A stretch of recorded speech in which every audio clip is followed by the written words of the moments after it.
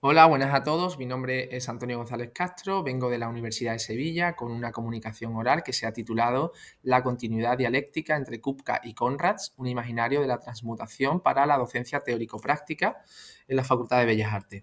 Ya en el resumen apuntamos a ciertas pistas de por dónde iban a dirigirse las propuestas, pero planteamos como primera pregunta qué vamos a hacer. Bueno, vamos a tratar de comparar algunas obras del artista checo Kupka con otras de la artista alemana Cornelia Conrads. Y vamos a mostrar trabajos pictóricos de alumnos del grado de Bellas Artes, con los siguientes objetivos generales: profundizar las distintas narrativas de la transmutación a través de la obra de ambos artistas, comprender otras formas de trascender la realidad y abrir nuevas vías de comunicación, desplegar un imaginario artístico susceptible de ser aplicado al ámbito docente a nivel teórico-práctico, abrir nuevos escenarios que no se limiten a la imitación de la naturaleza ni a la estrecha relación con modelos referenciales, y atender las obras de ambos artistas con el fin de aportarle una mayor visibilidad y subrayar la continuidad dialéctica que existe entre ambos. Partimos del estado de la cuestión en el que, bueno, como bien he sabido, las facultades de Bellas Artes suelen trabajar con referencias, con modelos referenciales. Una buena parte de la formación del grado suele estar ceñida a ejercicios con modelos de referencia. Se dibuja, se hacen apuntes, se esculpe en barro, se copian modelos, se analiza su anatomía, se pintan hasta la saciedad, pero llega un momento en el que el nivel de madurez de los estudiantes aumenta y este vínculo con la realidad empieza a romperse. Desgraciadamente, en muchas ocasiones, eso se produce en los años ya casi terminando la carrera, entonces para el profesorado ya es tarde para abordar y desarrollar este tipo de planteamientos con los estudiantes. La imitación de la naturaleza es solamente una de las infinitas posibilidades que tienen los estudiantes a su alcance. Hay una gran cantidad de bibliografía a propósito de estas alternativas en las que se ha hablado de la no posición de subordinación de la imagen con respecto a la realidad, o de la separación de la imagen con respecto al mundo, de la abolición de lo real, de la aniquilación de los objetos reales o de la experiencia de extrañamiento. Experiencia de extrañamiento que nosotros vamos a asociar aquí a ciertas imágenes que se asocian, nosotros lo hemos asociado a lo que hemos llamado las narrativas de la transmutación. Narrativas de la transmutación que vamos a usar para hablar de la obra de Kupka y de Conrads. Kupka fue un artista checo, nacido en Bohemia, que desde muy jovencito empieza a desarrollar una sensibilidad muy potente, y en ese ambiente de la secesión vienesa, pues trae su interés por el ornamento, por la teosofía, por el ocultismo y por todo lo que está más allá de la realidad perceptible. Al igual que los impresionistas, se interesó por lo cambiante, por lo móvil, por lo efímero, por toda esa incidencia luminosa de los rayos solares en todas esas formas que hacían que la percepción visual se difuminara y se disolviera, y entonces apareciera esa progresivamente desaparición de la figuración, de las fronteras, de los límites de lo conocido.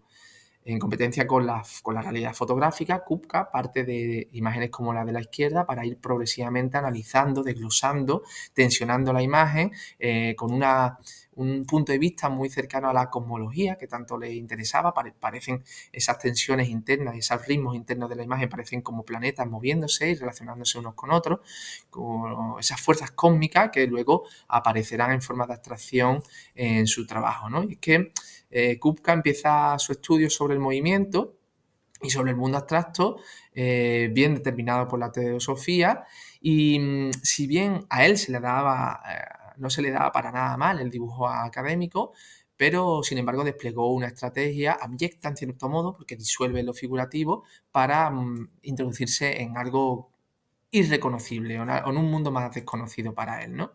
Cornelia Conrads, que es la segunda artista que vamos a analizar, es una artista alemana, bastante poco conocida, y poca bibliografía accesible de su trayectoria artística, pero se le conoce o es popular por el trabajo de site specific, de instalaciones concretas en sitios específicos con los que, bueno, en los que se sumerge, ¿no?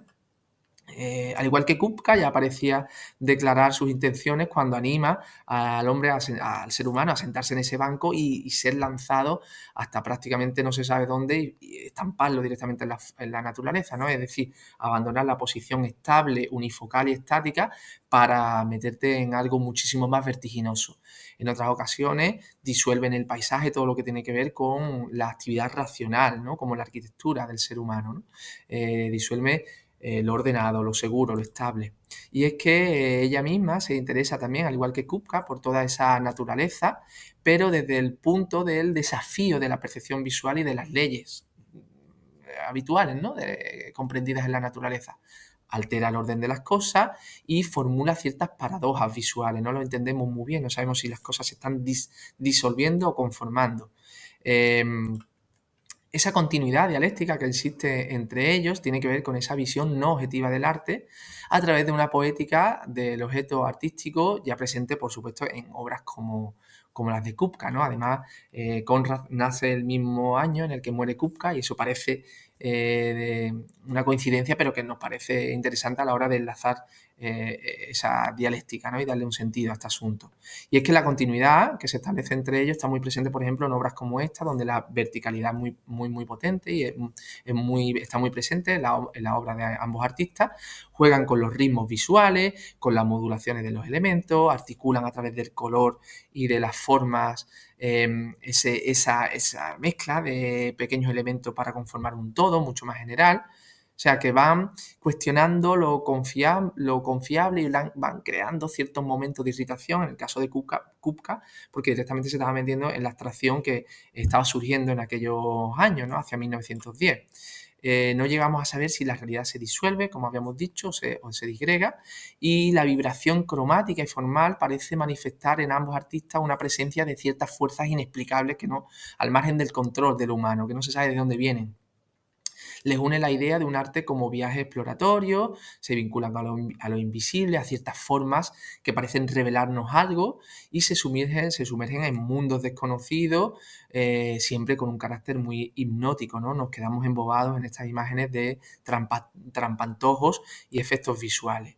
Descomponen la realidad, aspiran a una especie de orden superior, buscan agrupaciones sugerentes de elementos con el fin de articularlos y modularlos y aprovechar esa energía, esa esencia de las cosas y tratan de, al fin y al cabo, de canalizar reflexiones y manifestar sensaciones, ¿no? A través de sus artes.